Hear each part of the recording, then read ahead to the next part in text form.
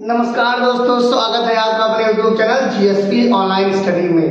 आज हम आपको एक्टिव एंड पैसिव वॉइस की फ्यूचर परफेक्ट टेंस के बारे में पढ़ाएंगे कि कैसे फ्यूचर परफेक्ट टेंस को टेंस के एक्टिव सेंटेंसेस को पैसिव सेंटेंसेस में बदला जाए। तो आइए शुरू करते हैं बिना किसी देरी के। एक्टिव वॉइस में लिखा हुआ है, एक्टिव वॉइस में क्या लिखा हुआ है? सब्जेक्ट रहेगा विल शैल के साथ, या तो विल हैव रहेगा या शैल हैव रहेगा, एक ही चीज लगेगी जिसे यहां पर लिखे दिखाया गया है। मेन वर्ब की थर्ड फॉर्म और ऑब्जेक्ट रहेगा। तो यहां पर एग्जांपल भी दिया गया है। द पुलिस ये सब्जेक्ट है, विल हैव ये हेल्पिंग वर्ब मान के चलिए, विल हैव पूरी हेल्पिंग वर्ब है। कॉट थर्ड फॉर्म है, मेन वर्ब का ये थर्ड फॉर्म है। और द टेररिस्ट, तो पुलिस टेररिस्ट को पकड़ चुकी होगी, इसका मतलब ये हुआ। अब इसका पैसिव वॉइस क्या होगा? सबसे पहले यहां पर ऑब्जेक्ट आएगा, ये वाला ऑब्जेक्ट सबसे पहले यहां आएगा। फिर यहां पर विल शैल में से कोई एक चीज रहेगी, उसके साथ में रहेगा हैव बीन, बीन आ जाएगा, बीन बढ़ जाएगा। विल हैव बीन रहेगा या शैल हैव बीन रहेगा, मैं एग्जांपल से करके दिखाता हूं। और यहां पर मेन वर्ब का थर्ड फॉर्म रहेगा, फिर बाई रहेगा और फिर सब्जेक्ट रहेगा। सब्जेक्ट का ऑब्जेक्टिव केस रहता है, द पुलिस ही है तो वही रहेगा। जैसे यहां लिखा है द टेररिस्ट, बना के आपको दिखाते हैं द टेररिस्ट, सबसे पहले वही लगा, सबसे पहले ये आ गया, देखिए ऑब्जेक्ट आया सबसे पहले।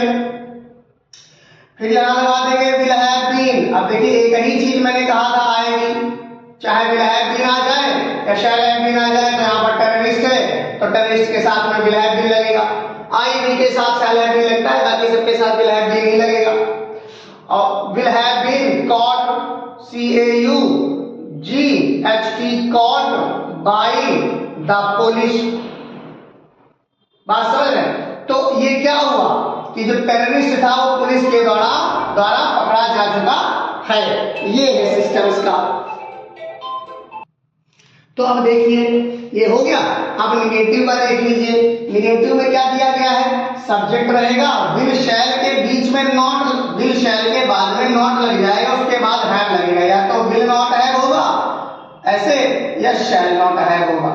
आई वी के साथ लगता है केवल शैल, बाकी सबके साथ विल लगेगा। तो आप समझ लीजिए विल नॉट हैव भी होगा, मेन वर्ब का थर्ड फॉर्म और ऑब्जेक्ट रहता है।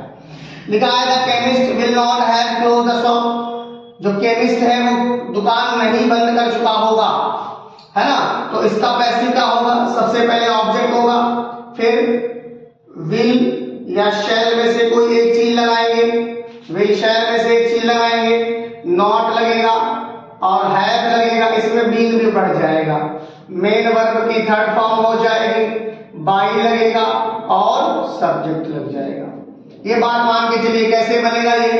The shop SHOP, the shop will have been, shop will not have been, sorry, will not have been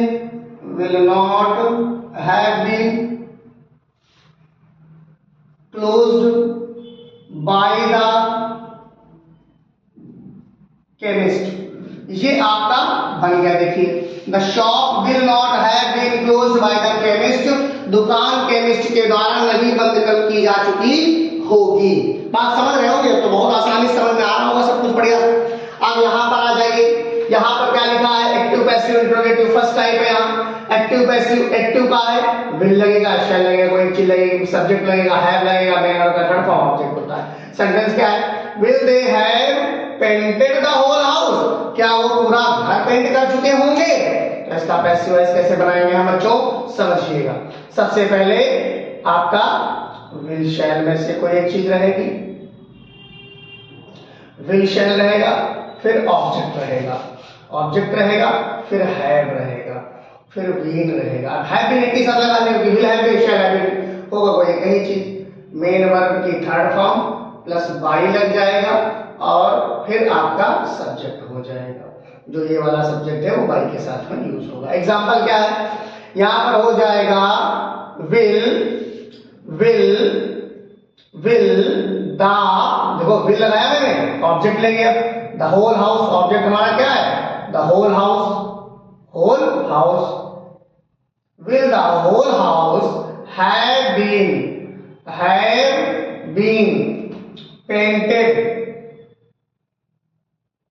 painted by them।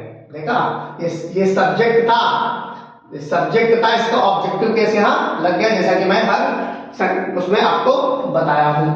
Active voice का यहाँ relative second type क्या है, WH word पहले रहेगा,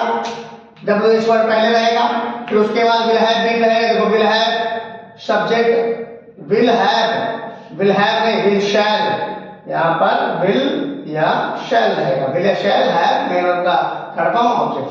Why will they have built this house? वो ये घर क्यों बना चुके होंगे, तो इसका पहले रहेगा WH वर्ड ही रहेगा, सबसे पहले WH वर्ड ही रहेगा।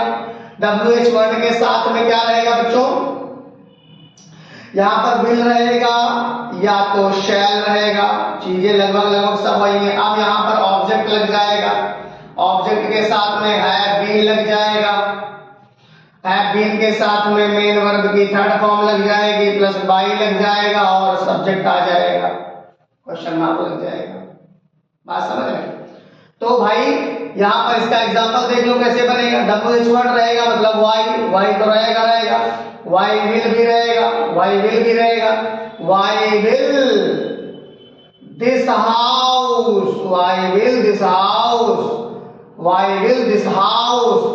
have been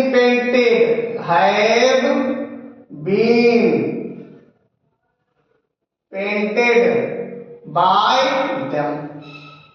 बस प्यारा सा ये था आपका फ्यूचर परफेक्ट टेंस, कुछ है ही नहीं, लेकिन ये आप अगर उसकी एग्जाम्स की तैयारी कर रहे हैं, सरकारी नौकरी की तैयारी कर रहे हैं, तो उसमें इंग्लिश आती है, चाहे वो आप टेट कर रहे हो तैयारी, चाहे सीटेट कर रहे हो, चाहे CDS, चाहे कोई भी एग्जाम की तैयारी, आप जो है SSC CGL कर रहे हो, SSC MTS, SSC 10+2 कोई भी एग्जाम्स की तैयारी अगर आप करो, बैंकिंग की तैयारी करो, तो ये डायरेक्ट क्वेश्चंस पूछ लिए जाते हैं। एक क्वेश्चन दिया जाता है, उसके 4 ऑप्शन होते हैं कि बताइए इसका पैसिव कौन सा सही है। बड़ा बढ़िया मजा आ जाता है, प्रीपोजिशन आती है, कंजंक्शन आता है, बहुत सारी चीजें आती हैं। तो मैं आपको ये आपके सामने जो वीडियो बनाई है ये एक्टिव पैसिव का कंप्लीट हो गया। अब जो आपको कल से वीडियो मिलेगी वो डायरेक्ट इनडायरेक्ट की मिलेगी। तो दोस्तों, भाइयों बहनों, जो भी माताएं हैं इंग्लिश ग्रामर की, इंग्लिश स्पीकिंग सीखना चाहते हैं तो हमारे चैनल को सब्सक्राइब करिए। मिलते हैं अगले वीडियो में, तक के लिए जय हिंद जय भारत।